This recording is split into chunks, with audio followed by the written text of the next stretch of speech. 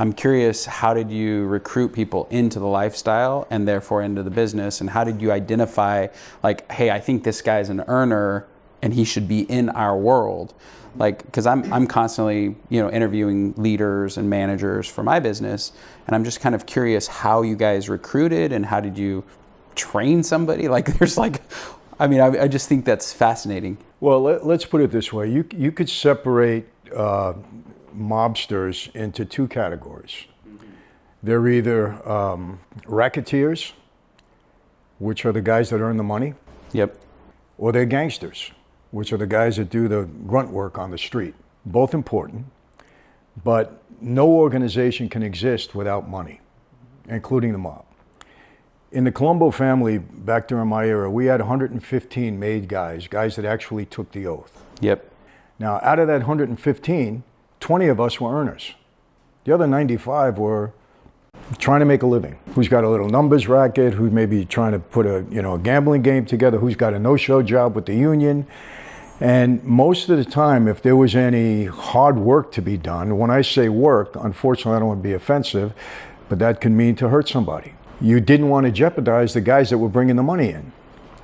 Because the way we saw it, the way I saw it anyway, a gangster didn't have the ability to be a racketeer. He was a gangster, he couldn't earn, that was it. But a racketeer could do both.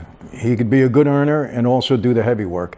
And as a racketeer, you have to be able to do both, because you're going to be called upon to do dirty work no matter what. You may not be the guy all the time, but your turn is going to come up. It's kind of like in business, when you have a leader who can lead a process but also can do a process. Is that a similarity? Same way, yes. Okay. Because, the racketeers, if like I was elevated to the position of capo regime or capo.